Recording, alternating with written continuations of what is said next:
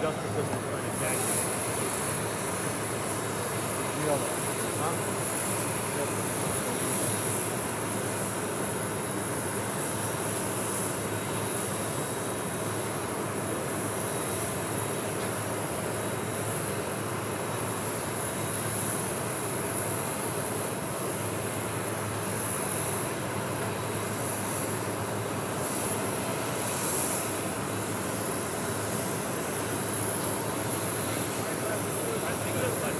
Well, now they're coming down the stairs.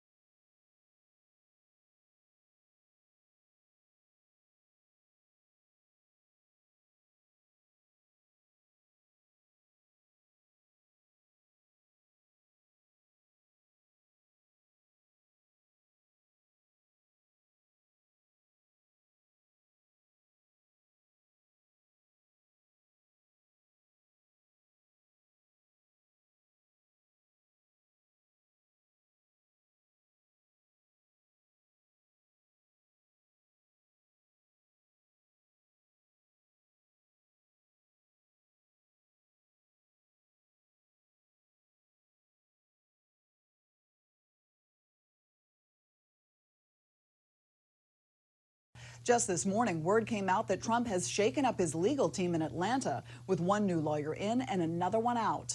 The full indictment includes 41 charges against Trump and his 18 co-defendants. That includes racketeering charges against Trump and his former attorneys, Rudy Giuliani and Sidney Powell, as well as his former White House chief of staff, Mark Meadows, who turned himself in a few hours ago.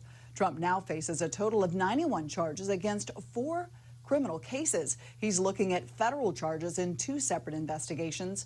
One is related to his retention of classified documents, and another stems from his attempts to overturn the results of the 2020 election. At the state level, prosecutors in Manhattan have charged Trump in connection with hush money payments to an adult film star. We don't know the specific timing for tonight, but most of Trump's co-defendants have been in and out of the jail in about an hour. We expect an even shorter time for the former president. I'm joined now by my colleague Rebecca Castor, who is right outside the jail in Atlanta. Rebecca, what's it like there on the grounds? Well, Caroline, it is pretty crowded out here with the media from all over the world, protesters and supporters of the former president, all hoping to get a glimpse of Trump as his motorcade makes his way over to the Fulton County Jail. Now, I will note that it's a good showing of support for pro-Trumpers out here, but it is still less than what we've seen of the showing of support at some of his other legal proceedings. But speaking with some of these supporters out here, many of them have been out here since first thing this morning, and they all just said that they wanted to be here to show Donald Trump that he still has people supporting him. And they're also part of the crowd that say that this indictment is politically motivated. I also want to touch on the security out here. It is tight. They have a strong law enforcement presence out here between sheriff's deputies and state troopers.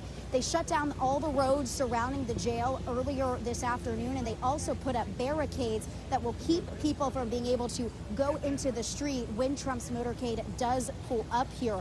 The sheriff's office has also said that once Trump is inside, the jail will be on a hard lockdown.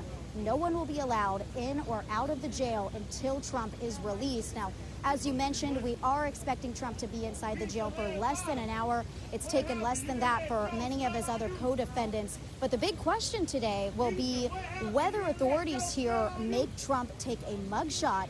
All his other co-defendants have so far, Caroline. And Rebecca, how soon could Trump face a trial in this case? So that's another question that remains to be seen. We know today that a Georgia judge approved an October 23rd start date for one of the co-defendants, effectively severing his case from the others because that co-defendant requested a speedy trial. So that October 23rd start date, it does not currently apply to the other 18 co-defendants. So we'll have to see when Trump's legal team proposes a trial start date. Rebecca Castor reporting live from Atlanta. Thank you. A trial start date.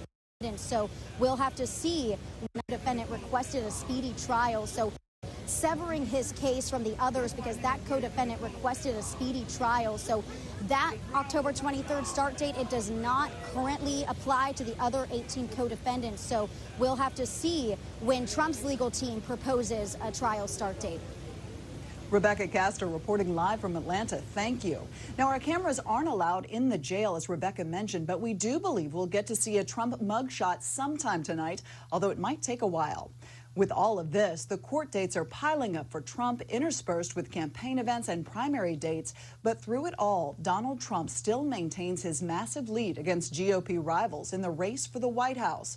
Stay tuned to Fox News and this Fox station for the latest on this breaking news out of Atlanta. Reporting from Washington, I'm Caroline Shively.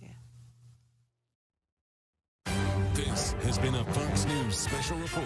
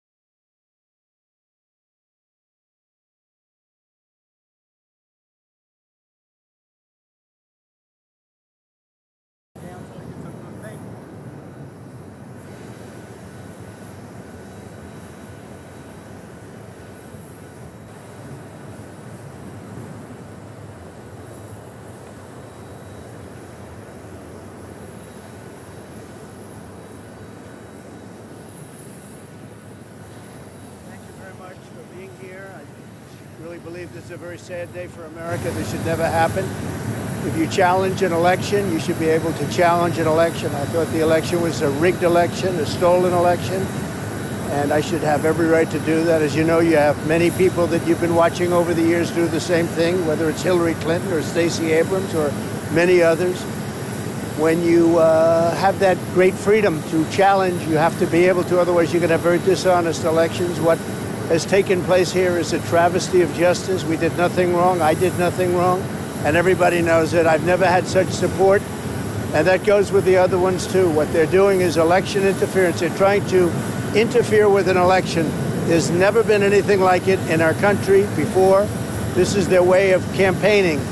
And this is one instance, but you have three other instances. It's election interference. So I want to thank you for being here. We did nothing wrong at all. And we have every right, every single right, to challenge an election that we think is dishonest, that we think it's very dishonest. So thank you all very much, and I'll see you very soon. Thank you very much. President, you got elected. Did you pardon yourself?